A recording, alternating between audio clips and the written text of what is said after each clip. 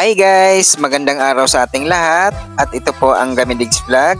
Nagbibigay tips at tutorial tungkol sa pagre-repack ng mga gummy candy, manipis crackers, sampalok, daily sweet beans, pop beans at iba pang mga kotkotin. Guys, nagpapasalamat ang Gamidigs Vlog sa lahat ng mga subscribers at lahat ng mga viewers ng Gamidigs Vlog. Maraming salamat sa inyong lahat. Ang re-repackin natin ngayon, Gamitit candy. Ang kilo ng Gamitit candy ngayong February 1, 2025 ay nagkakalaga ng 112 pesos. Ang 2 kilo at kalahating kilo ay nagkakalaga ng 280 pesos.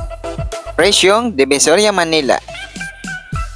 Ang gagamitin natin plastic 5x7, 18 peraso na Gamitit candy para sa 20 pesos lang ang ating repack. Depende na sa inyo guys kung magkano inyong mga gustong presyuhan sa inyong re-repackin. Mas maganda kung mag-umpisa tayo ng pagtitinda nitong mga gummy candy, mga kotkotin, iba't ibang klase ng kotkotin. Tayo mismo ang pupunta sa mga pamilihan. Doon lang ito nakapisto ko ang mga pamilya ng mga ganitong mga kotkotin sa mga palengke. Hanapin lang natin mga pesto nitong mga kotkotin. Isa lang ang mga tindahan nito, lahat na magkakaisa, yung mga gummy candy, mga manipis crackers, sampalok, dilis, sweet beans, o mga iba't ibang klase mga kotkotin. Sa mga palengke lang, kung andito tayo sa Metro Manila naman, pwede tayong pumunta ng Divisoria, Manila, or kung saan man yung mga palengke na malapit lang sa ating mga lugar. Guys, mas maganda, pipiliin natin kung dito tayo sa mga gummy candy, pipiliin natin yung hindi naglalagkit-lagkit. Okay, titingnan natin yung parang buhagag lang siya sa plastic, malinaw ang plastic, at saka kung alam natin na malabo ng plastic, wag natin yung kukunin kasi malamang luma na yun. Kaya ganito ang pagpili ng mga ganitong mga kotkotin na paninda. Kahit anong kotkotin, tayo mismo ang pipili ng magaganda. At saka titingnan natin yung presyo. Makikita naman natin yan kung kikita tayo ng maganda. Mag-umpisa tayo kahit kunti lang muna natin mga puhunan. Pwede naman tayo bumili ng pakilo-kilo muna para masubok natin kung ano ang magiging mabilis sa ating mga lugar. Guys, itong mga ganitong mga paninda mabilis sa panahon ngayon. Itong mga gummy candy, mabili ito sa mga bata hanggang sa mga matatanda bumibili nito. Iba-ibang mga klase lang kanyang mga design. Itong Gamitit, maganda to ang kanyang lasa, masarap to.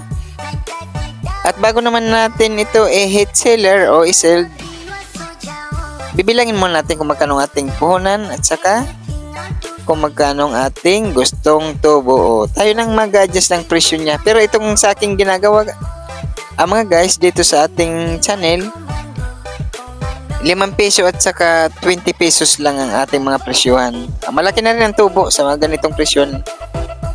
Mababang presyo lang ang ating bintahan. 5 peso, yan. Kayang-kaya ng ating mga kababayan. Ang magandang pag-displayan guys sa ating pwesto, kung mayroon tayong mga bintana o anumang mga pwesto natin, mas maganda wag natin lalagyan ng screen. Yung open lang siya, yun ang mas maganda at saka mabilis na bibili or mabibili. Kasi kitang-kita sa labas ng ating mga kababayan at mahawakan pa nila at silang makakapili ng kanilang gustong bilhin. Ito maraming video tayo dito sa mga pagre-repack dito sa ating channel guys. Yan lang guys ang ating pagsasabitan nyo. Alam rin lang yan.